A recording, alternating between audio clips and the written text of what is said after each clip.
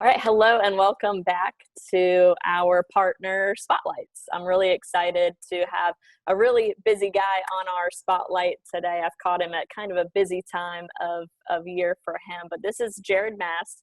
Jared is the executive director at the Greater Easton Development Partnership, and he really does a lot for the community there in Easton.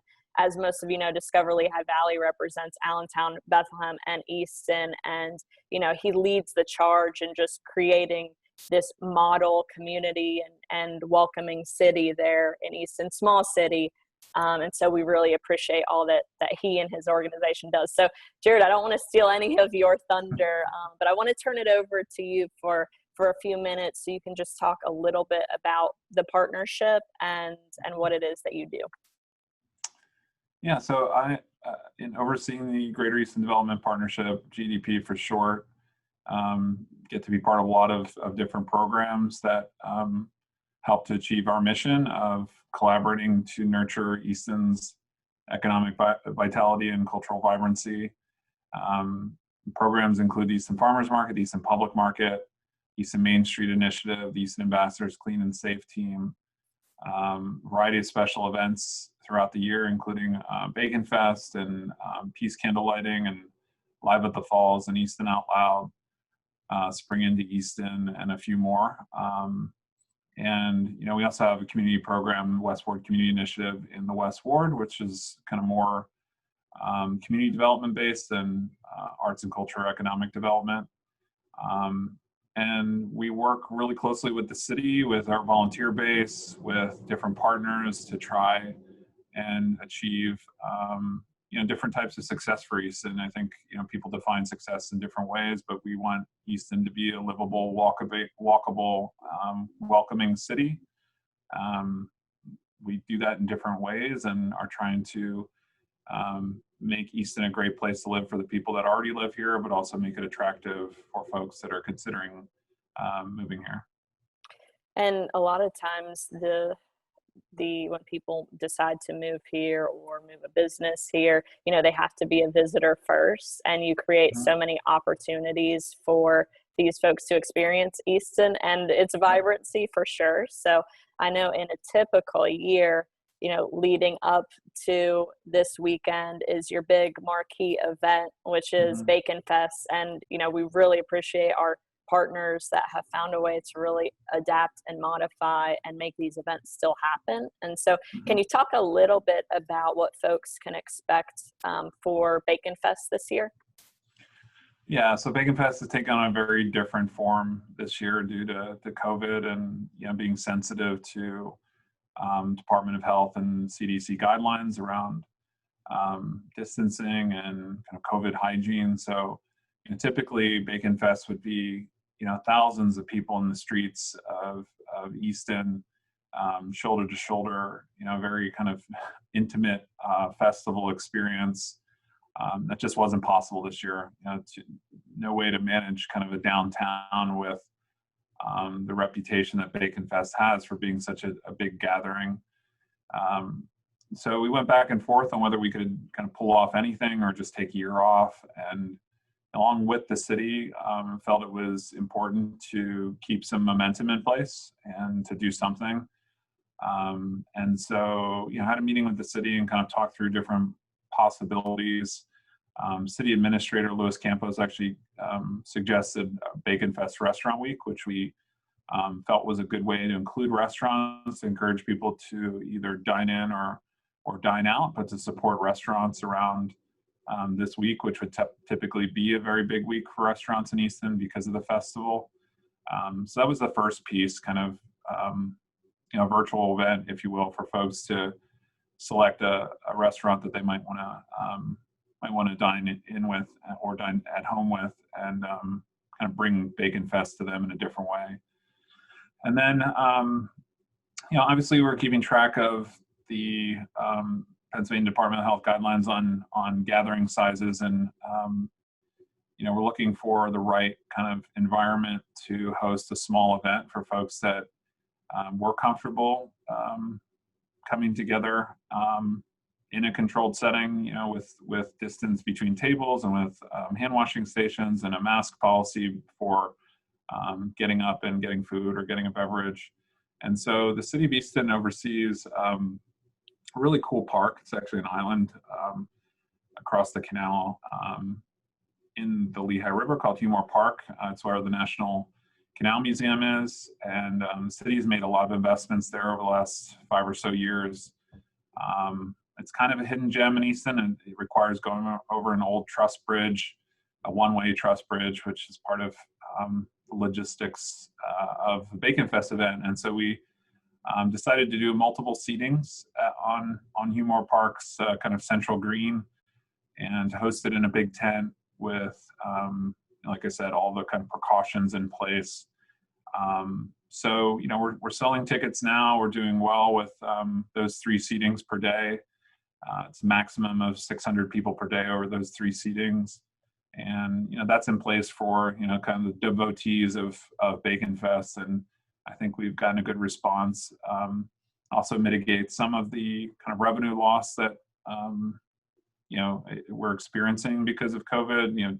Baconfest is not just an event for us to kind of welcome people to Easton, but is also an event that raises a lot of money for our organization. So, part of this is also trying to be, sensitive to that revenue loss and trying to capture some revenue from the event in a safe and conscientious way. And then when is the last day that folks can purchase tickets for the seated? So tickets are on our website now, pabaconfest.com, and we'll be selling tickets through Wednesday of next week, which is the 4th. Okay, great, good. Well, I know Baconfest has not only national acclaim, but as well as international. You're on the festivals and events through USA Today, one of the top festivals and events last year, and then you're in the top 300 recognized festivals in the world. So just some super cool stuff that you put on, again, in a normal year, but we're just happy to have a version of it this year. For sure. I think what makes Baconfest in its typical version pretty unique is that Easton is a beautiful, small, historic downtown.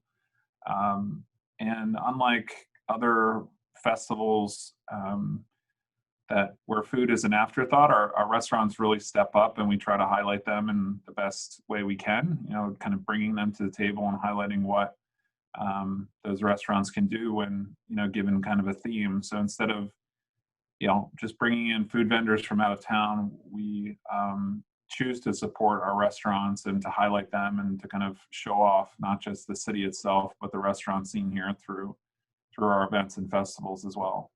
And just the walkability of all the restaurants too down there in Easton is just awesome. I live in Allentown, but will often go to Easton for the dining experience. It's a lot of fun. So one thing we like to ask anyone who comes on to do our spotlights is to kind of set up an itinerary for us for visitors. So I know you're from the Lehigh Valley. You moved away for a while, and luckily we got you back, and you came back, furthered your education here as well. So I would love it if you could put together kind of your ideal itinerary when you have someone visiting the Lehigh Valley who's never been to the area before. Where would you take them, again, to just see something unique, eat, shop, whatever it is? What would you say? Yeah, so I mean, during COVID times versus not is kind of probably a different itinerary.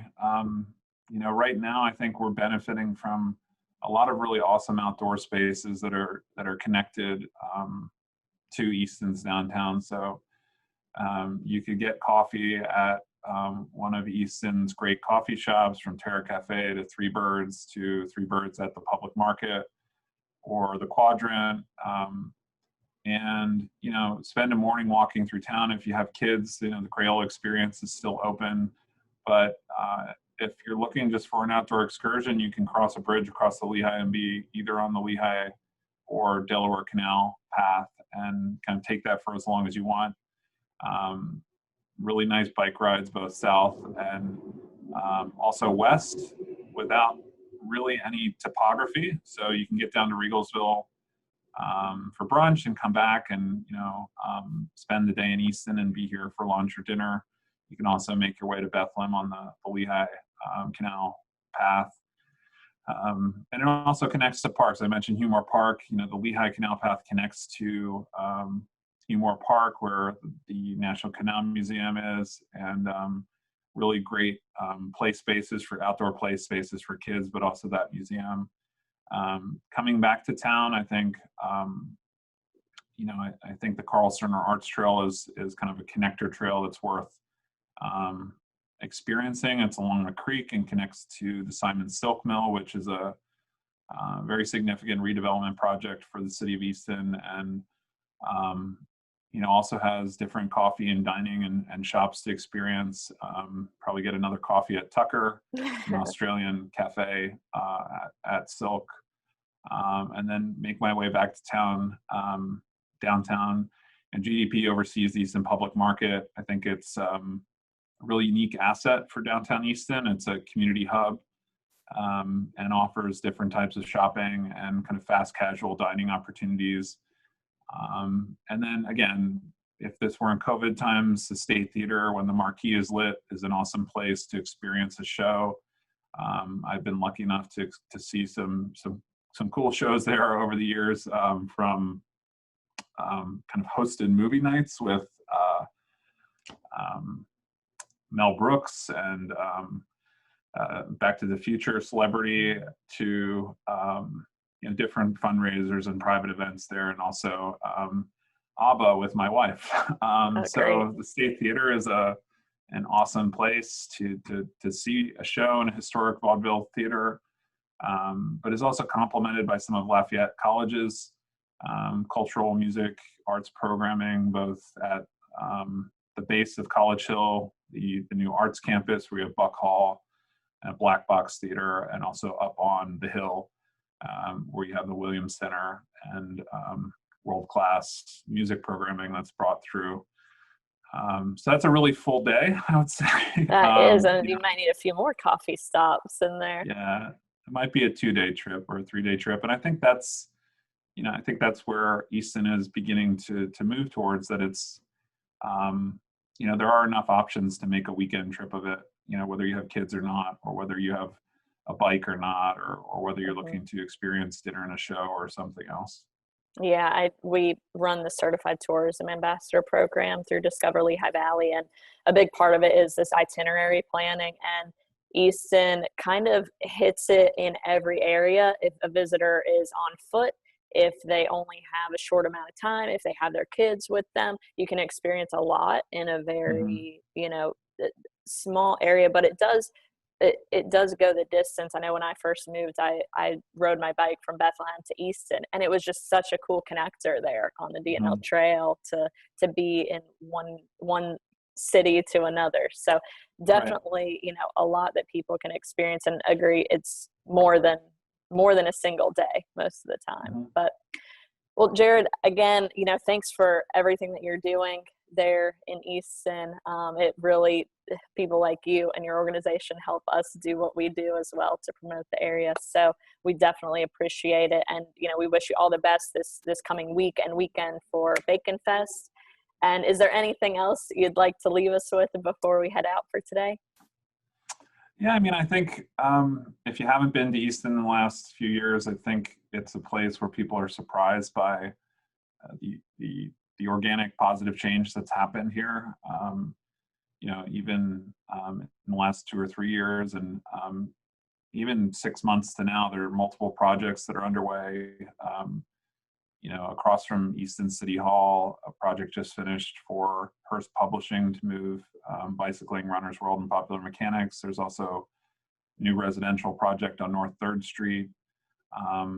And most of those projects are either adaptive reuse or infill, so it's still supportive of the historic district that we have here, and is, in my opinion, at least complementary to the growth that was kind of more rehab based than new construction. So I think Easton is continuing to grow in a positive way, and kind of slowly and deliberately, and there's a real sense of community here. And for folks that visit, they kind of get a small touch of that, but people who live here are kind of, I think, experience community in a different way than other more dispersed places or bigger cities. And I think that's really unique to Easton, at least in the Lehigh Valley. So, just always encouraging to give Easton a shot, even if you have some notions of what it was 5, 10, 15, 20 years ago. Definitely. Well, thanks again, Jared, and we'll definitely stay on the pulse of everything that you have going on for the future. So appreciate it. Awesome. Thanks, Bree. Thanks.